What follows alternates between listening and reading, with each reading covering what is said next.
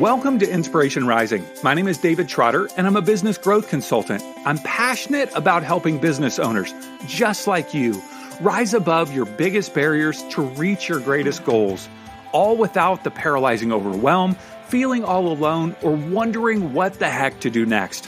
I'm a former pastor and a serial entrepreneur who's passionate about personal growth because that's what's helped me cultivate peace in my life and empowered me to love my amazing wife, Laura, of 26 years, and our 2 almost grown kids. So if you're all about business, personal growth, and peace in your life, you're in the right place. I'm super glad that you're here. Hello, friends, and welcome back to Inspiration Rising. It is wonderful to have you here with me today. I'm going to share with you a recording from last Sunday's Solarize experience. If you're not familiar, every Sunday morning at 8 a.m. Pacific time, I gather with a group of friends on Facebook Live to share just a sacred space in order to help you prepare your heart for the week ahead. We can't give what we don't have. We can't pour from an empty cup. And so I want to create a space to do that. This is the last talk in a 3-week series called Embracing Again. And so we recognize that we have been disconnected in large ways because of the pandemic. And so I wanted to take 3 weeks to talk about embracing ourselves, embracing others, and then this week, embracing the world again. I tell a story about my time in Jamaica, actually my trip coming home from Jamaica, and I think you're really going to enjoy this. So I will tell you, I wrestled back and forth with whether to share these stories and these thoughts as a separate recording on the podcast, or should I just share with you the actual recording from Sunday morning at Solarize. And I was like, I can't recreate what happens there.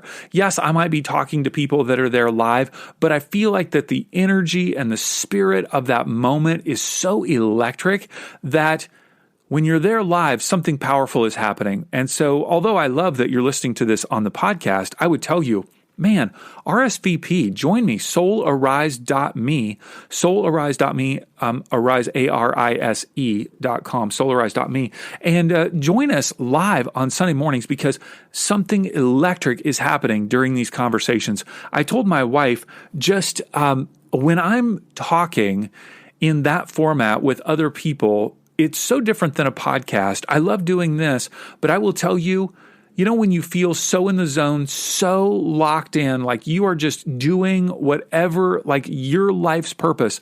I'm going to tell you that when I'm sharing that talk on Sunday morning at Solarize, and I have friends there and they're listening and we're connecting and we're doing this thing together, that it is electric. It is something that I know I'm meant to do. So I share this with you as a glimpse into what we experience on Sunday mornings. You're always welcome to join us or listen as I share it midweek. So let's jump into this special recording from Solarize on embracing the world again. What if you could prepare your heart for the week ahead in just 30 minutes?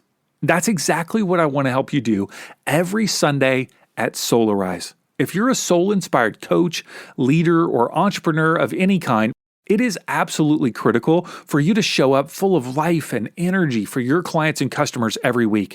They need you. But the truth is that you can't pour from an empty cup. That's why I want to invite you to join me on Sunday morning at 8 a.m. Pacific time for Solarize. It's a 30-minute experience to help you prepare your heart for the week ahead. RSVP at soularise.me. That's soularise.me. All right, I'll see you on Sunday. When I got ready to leave Jamaica, they had me boarding this bus from the what do you call that? Hotel, the resort. And it was like 4 hours before my flight. And I thought, my goodness, I usually show up at the airport maybe a half hour before my flight. I like to be the last guy that boards the plane. I mean, I am, right? It drives my wife crazy. She wants to be there so early. I'm like, I thought, okay, they probably know something that I don't know. Okay, so I get on board the bus. We're now at the airport basically 3 hours early. And the line is just to check in at American Airlines, just zigzag, zigzag, zigzag, and then like a mile down. It's so far. And I'm trying to figure out how can I get around this. I should not have to sit right? I should not have to wait this long to get on board a flight. Good morning, by the way, Kim. Great to see you, and Susan, and Kristen, and others of you. Great to have you. So I'm standing in line, and the American Airlines agent person comes along, and I'm like, hey, is there any way, do I have to really stand in this line? Like, talk about so self-centered. Everybody else has to stand in the line. Why do I have to stand in this line? The gal behind me is like, yeah, why do we have to stand in this line? And we're trying to talk to her about it. And she's like, yeah, there's really no way around it. And the gal behind me says, my ankle is actually sprained. Is there anything around that? And she's like, and I look down, and this gal has a black brace on her left foot, and it is the smallest black brace I've ever seen. It is so small. Okay. And she's like, oh, my ankle, and I'm like, oh, this is an opportunity. Yes. And the lady says, well, would you like a wheelchair? And now inside, my brain is going so fast. I'm thinking, oh, how can I take advantage of this? And I said, well, yes, actually, we do need a wheelchair. And as her boyfriend, I would be happy to push this wheelchair. And the ticket agent lady looks at her, and then looks at me, and then looks at her again. Now you got to realize I'm 6'5", a large, white, middle-aged man, and this woman who had the black brace on her ankle could not, she's basically like the exact opposite of me. The exact opposite. Okay. She's probably half my height, and she's very dark black and half my age. Yeah. I mean, she could be my daughter. Like if I adopted her or something. Like I'm obviously not her boyfriend. And so the gate agent's like, you mean Manfred? I'm like, what? She goes, I was like, oh, no, boyfriend. Like in the US, we still call it a boyfriend. So she gets the wheelchair and she takes her. I did not take advantage of this situation. I just let it go. I'm just like, it feels a little unethical to bend the rules that much. I don't know if that's really bending the rules. It feels like more breaking the rules. So she left. I stood in line. Anyway, our flight was late, taking off. We land in Charlotte. Okay, Charlotte, I'm going somewhere with this story. You're going to love this story. It's a crazy story. So we land in Charlotte about a half hour late. I've got an hour to catch my connecting flight to Los Angeles, okay, to be home for the evening. And so we land about 8 o'clock. And the luggage has to go through customs. I didn't even know this. Like, it's not my final destination, but it has to go through customs there in Charlotte. And so you have to wait for it to go through border control and all these things. And then you have to check out of customs and then drop off your luggage to go back on a different plane. So we're sitting there waiting. A bunch of the bags come off. I don't see my bag. About a third of the people on the plane get their bags. And then 2/3 of us are just sitting there. And the conveyor belts, and you're just like, there's not my bag. It's not my bag. The conveyor belt stops. And everybody just simultaneously goes, we're all depleted. And now we just sit there. And the guy's like, I have no idea what's going on. So sorry. Border control's got the bags held up, And so then it starts up again. Everybody's excited. And then it stops. No bags. We sat there for over an hour. Put the math together. That means I missed my flight to LA. Totally missed my flight. It's now past, it's like 9:10 or something like that. And so I go up to American Airlines up at the top, and I'm like, okay, I got to figure out a flight. They said there's no more flights till tomorrow at 4:30 back to LAX. What am I going to hang out here till 4:30? There's no way. This is the worst. Seriously, in my head, I'm like, I'm just staying here in Charlotte. I'm just staying here. I'm going to move to Charlotte. I have no family. I have no friends. I have nothing. I have a bag of luggage that's on the plane. Maybe I can get it back. I'm just going to stay here. I don't want to figure. It's too much work.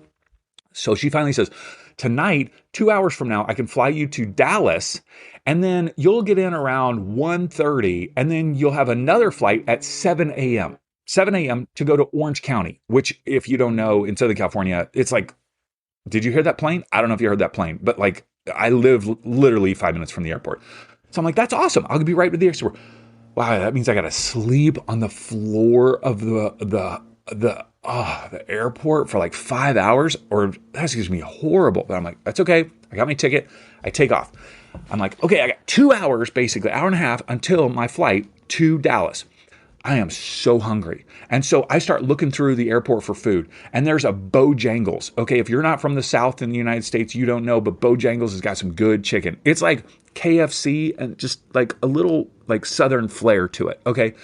The line was 2 miles long. It was so long to get Bojangles chicken at 9:15, 9:30 at night, because nothing else was open. All these places were closed. Auntie Anne's, I go there. It's like a pretzel place. I stand in line for 5 minutes, and the lady at the front goes, just so you guys know, we're not selling any food. It's just drinks. Who goes to Auntie Anne to get drinks? Nobody wants a drink from Auntie Anne's. I was so angry at that woman. I don't even know her. And I'm just like, you're the worst human being right now. It's 9:30 at night. We're all trying to get, the airport is packed and food places are closed. What the heck? So then the next place I went to was like this pizza pub. And there's all these people drinking beer. And I thought I saw some food, right? And I'm like, I wait in line. 15 minutes. I see the menu, the big menu out front. It's like pepperoni pizza. Oh, I'm going to get pepperoni pizza. This would be so good. I should not be eating pepperoni pizza. I've said I'm not going to, but I'm going to eat this. It's going to be so good. I get all the way up to the front 15 minutes later. I go, yeah, I'll take a pepperoni pizza and maybe like a large water or something. And she says, oh, our kitchen's closed. Yeah, it's been closed for quite some time. Would you like a beer? No, I don't want a beer. I don't want something to drink. I want something to eat. I literally looked at her in the face and I go, before I stood in line for 15 minutes, you could have put a sign out front. Like, don't you think? Like a sign? She goes, yeah, we've been trying to tell the owner that, but he doesn't really want to do that. Right? Now, I'm just walking and I've got flip-flops on and I don't walk in flip-flops like that far through the airport. I probably walk 10 miles in flip-flops. I finally get to this place. It's like a convenience, store kind of place, food place. This story's going somewhere. It's going somewhere. And I'm like, okay, the line's long, but they've got prepackaged food, like little sandwiches, all this stuff. They probably just flew them in from China the day before or something, cheaper to get them there. And so I'm like, okay, I'm just going to stand here. Prepackaged food line. I'm just going to get this. I'm standing there and there's this black guy in front of me with these dreads and these braids. And I'm just kind of like, it's late. I'm like 9:30. I'm tired. I'm just like looking at the dreads, like, wow, I'm mesmerized by them. Kind of cool. And then all of a sudden, out of the corner of my eye, this guy comes like stumbling out of the corner of my eye. Okay, literally, it was like this. It was like, the guy was literally like, I'm not kidding. This guy was probably 60, 65, and he's stumble, left shoe came flying off of his foot. It was a tennis shoe. And then he went all four limbs flying face first into the carpet, and his luggage just like came tumbling after him. And I was like, oh my goodness. And I stepped out of line and reached down and was like, dude, are you okay? Like, and he's like, glasses are all, wapper-jawed. And so I picked him up off the ground. I was like, hey, he's like, oh yeah, I'm okay. And I looked down and there was this little like wrapper, like right where he had stumbled. And me trying to make him feel better. I go, oh bro, like obviously you stumbled over this wrapper, like, jeez, you got to watch out for those. I don't know. I don't think he liked my humor. I cracked myself up. That's funny. That was so funny. And so that is really funny. And so I'm like, okay, the guy's okay. Everything seems to be fine. He's probably mortified. And I step back into line. Okay, so I'm looking down. I'm like, okay, back in the line. And I look up and I'm like, where'd that black guy go? Where are those dreads? Where are those little cool things I was looking at? He's now 2 people in front of me. He's 2 people in front of me. And I look up and there's this 20-something gal and her mom that cut in line. They cut in line while I was helping a man off the floor who had humiliated himself in front of 1,000 people. I stepped out of line. I was the only person who stepped out of line to help this man. And they cut while I was out of line for like a minute. I mean, it's not like you can't see me. I'm a giant human being. It's not like they go, oh, I didn't realize you were in front of us. Well, that's so convenient, right? No, no, no, no. You know they saw me. And so inside, I'm like, do I say something? It's now 9:45 at night. I'm trying to get some prepackaged food from China. And these two white women just stood in front of me. I was looking at these dreads and no, Dave, just, I need a drink. I took a deep breath. I didn't say anything. Okay? I just looked down. But inside me, I started thinking, is this what people have come to? People these days. What the heck? You try to help somebody and this is what you get. And I think the pandemic has made this worse. People are just thinking about themselves. How can I cut in line to get something faster? How can I get more toilet paper? How can I sell masks for hundreds of dollars? How can I, right? Can you relate? Like people taking advantage of other people. It feels like people don't even care about other people these days. Have you ever thought that before? Has that come through your mind? Have you ever felt that way about people in the midst of a challenging situation? Man, it was so brutal, so tired. In her book called Rising Strong, Brene Brown does some research around this question. All right. And I'm going to ask it to you a couple times, right? Here it is. Do you think in general that people are doing the best they can? Do you think in general that people are doing the best they can? Now, in her book, Rising Strong, she talks about, obviously, the two different answers, yes and no. And the people that said yes kind of were a little slow in sharing. They were like, well, I know it sounds a little naive, or you can't be sure, but I think so, or I know it might sound weird. And then they go on to talk about their belief in humanity. Right? And so, and one of the things that she points out that they say is that they made sure to say, I do think that people are doing their best, but you know what? We all have room to grow. We all have room to learn. We all have room to kind of make progress in life. And then she talked about the people who said no. She said they did not, they weren't slow to their answer at all. The people that said no, people are not doing their best, were like so fast. They're like, no, people are out to get each other. People are not doing their best. They slack. Right. And what they did was they used themselves as an example. They said, well, I don't give 110% all the time, so I assume other people don't. I kind of slack sometimes. I know I'm not doing my best. I know I sometimes are kind of vindictive or ruthless, and so I assume other people are too. And so they judged the efforts of others through the lens of how they judge themselves. And that lens was the lens of perfectionism. Yeah. So with the lens of perfectionism, all of a sudden, it was so easy to judge themselves as not doing their best, not doing the best that they could, and then assuming that others are not doing the best that they can either. Yeah. So one of the things, and I want to capture this here in my notes here below, she says that every participant who answered yes was in the group of people who she had identified as wholehearted.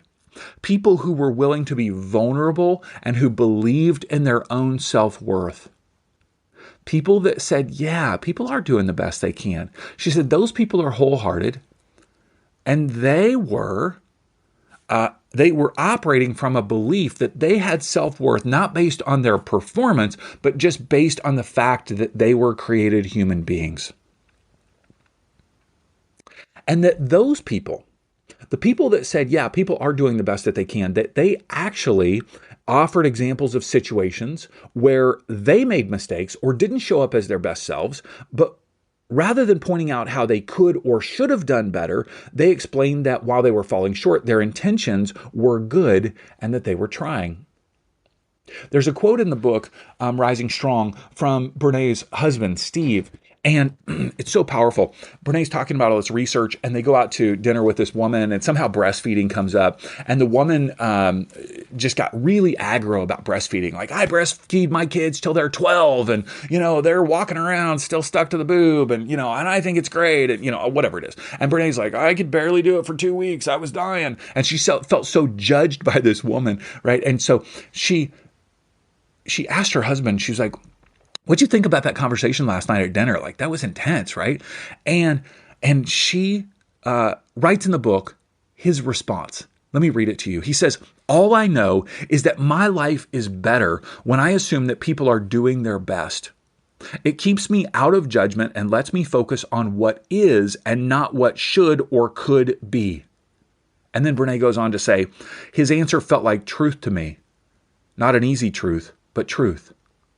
Let me read his answer again. He says, all I know is that my life is better when I assume that people are doing their best. It keeps me out of judgment and lets me focus on what is and not what should or could be. You've heard this saying before. It's actually attributed to John Watson. It says, everyone you meet is fighting a battle you know nothing about. Be kind always. So we've been talking the last couple of weeks about embracing again. What does it look like to embrace now that the pandemic is starting in many places, especially here in the United States, to wane? We've been disconnected from people for so long in a lot of different ways. What does it look like to embrace again? And instead of seeing people as scary and you might have COVID and all this stuff, right? And staying away, that we actually have protected our hearts in that process as well. What does it look like for us to embrace ourselves? We talked about that a couple of weeks ago. Last week, we talked about embracing others. And today, I just want to bring this concept of what does it look like to embrace the world again, everyone in the world. So take you back to that scenario, and let's talk about the guy who tripped and fell at the Charlotte airport. Was he doing the best that he could? Was he doing the best that he could? I don't know where he came from. I don't know where he's going. I don't know what baggage he was carrying in that piece of luggage that went flying all over the place when his arms sprawled all over the floor. I don't know what baggage he was carrying. I don't know when his glasses went sideways, how he was viewing the world. I don't know. I think he was doing the best that he could. If I didn't believe that, I would have stayed in line and said, kind of moron trips over carpet in front of 1,000 people. What kind of idiot does that? No. I think he was doing the best that he could. I don't know what's going through his life. How about the guy in front of me that had the dreads with the braids and everything, right? He didn't get out of line. He did not get out of line, you guys. He just stood there. Is he doing the best that he can? I don't know. I think so. I don't know where he came from. I don't know where he was going. I don't know how hungry he was. I don't know why he didn't step out of line. But I think he's probably doing the best that he can. And what about the two women that cut in front of me when I was the only one who stepped out of line? Are they doing the best they can? My guess is they are. I don't know where they came from. I don't know where they're going. I don't know what baggage they've got in the big carry-ons that they're carrying. I don't know if they didn't see me. It really doesn't matter. They're doing the best that they can. And so when I stay in that place of believing that people are doing the best that they can, I stay out of the realm of judgment and criticism, which is so easy for me to get into. So easy for me to go down that direction. Why? Because I see myself through that lens. That when I am judgmental about myself, when I am critical about myself, that becomes the lens through which I see the world. And now all of a sudden, people are not doing the best that they can. But if I'm willing to believe that I'm doing the best that I can, with the resources I have, based on my life story, based on the experiences that I have had in life, based on my socioeconomic upbringing, based on my education, based on my physical ableness, based on my gender, my ethnicity, right? All of these things, I'm doing the best that I can. And I got a long way to go in terms of learning and growing, and I'm continuing to learn and grow. But when I give myself that compassion, when I give myself that grace, now all of a sudden I can give others that same grace as well. And I'm focused on what is, not what could have been or what should have been. And if I focus on just what is, it's okay. I'm 2 people back, farther in line. I'm in the middle of a beautiful airport. I got a plane flight home. I'm going to get some food. I'm okay. I'm safe. I'm loved. I'm doing the best that I can. And so are they. So this really changed for me, I will tell you, and I still need breakthrough moments like I just shared with you, but it really changed for me 13 years ago when I hit my own rock bottom moment. When I had my own breakdown and life just went sideways, and I ended up checking myself into a mental hospital for 3 days to get my head back straight. And when I got out of that, I still wanted to kill myself for 2 weeks. And all of a sudden, I started looking at people a little differently, especially those people that talk to themselves on the street, right? I'm like, oh, I have compassion for them. They're doing the best that they can. Because that could have been me. It could be you. It could be any of us. They didn't expect to do that. They didn't expect to be there.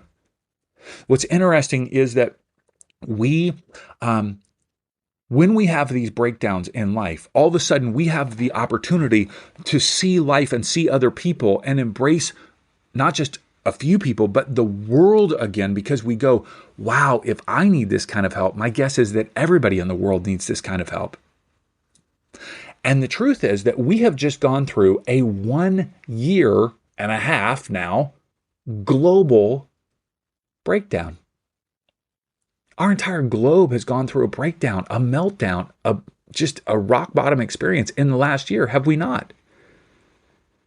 And so I am hoping that you would join me in increasing compassion for yourself and increasing compassion for the people that you live with, and increasing compassion in your city.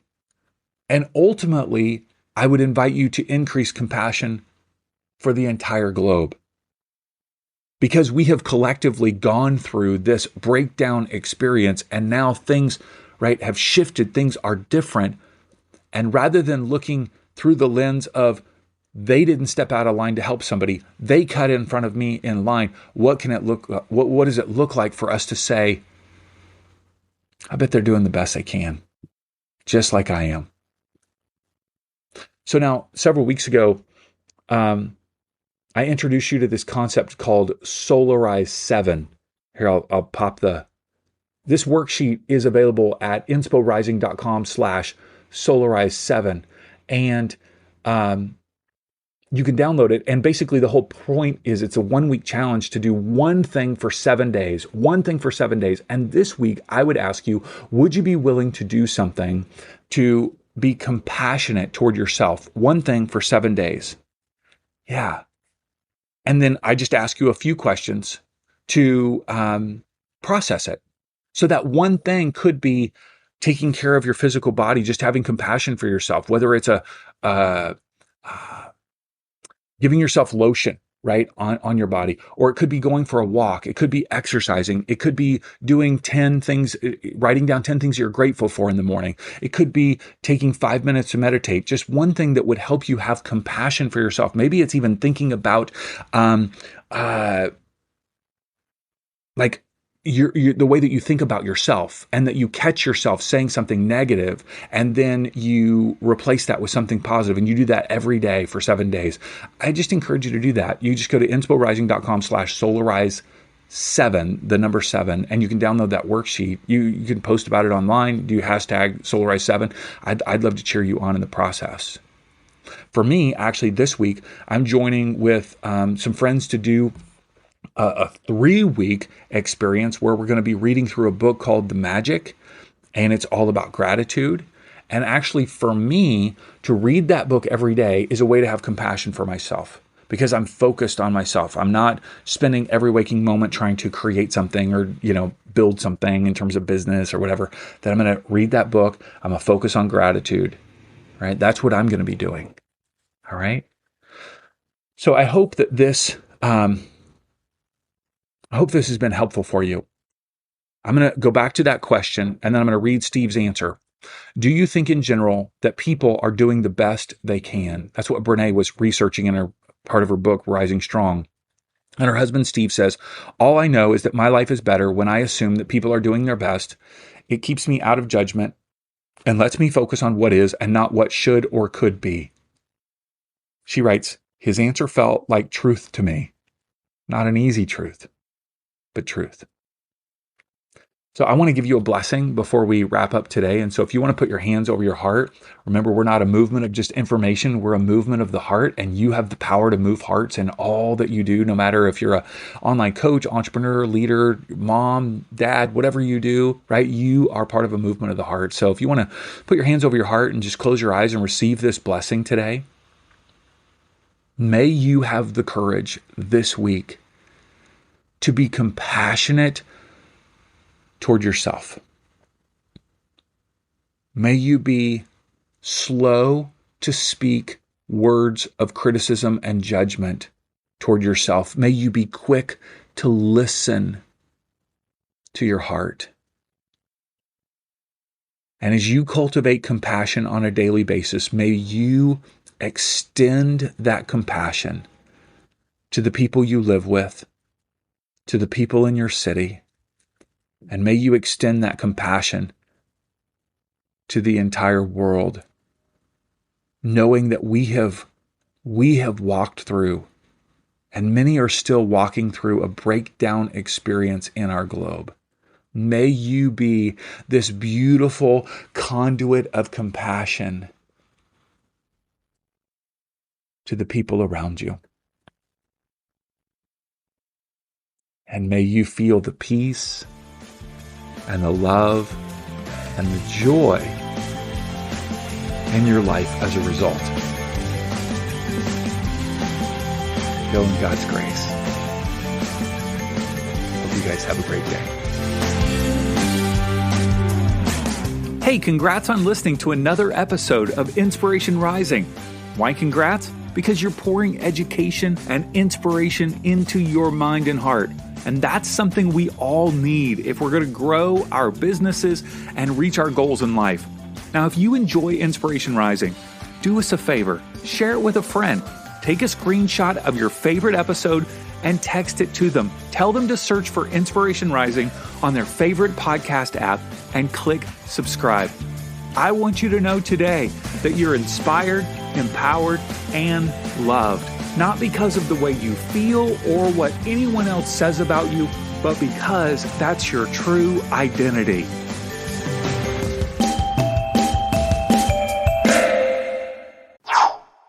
Okay, you're ready to start your online business and share your expertise with the world as a life coach, health coach, healer, practitioner, whatever soul-inspired entrepreneur you are wanting to be. But how the heck do you turn that dream into an actual business? Well, that's exactly why we're launching Rise Up Business Academy. I want to help you rise above the overwhelm and procrastination to start your online business, stand out from the crowd, and work with your dream clients, all while fulfilling your divine purpose and generating financial freedom. Founding members get access to our signature Launchpad course, weekly live training via Zoom, and as a bonus, you get a membership to Rise Up Creatives, our content development platform. I want to invite you to join now as a founding member at the lowest price we will ever offer membership.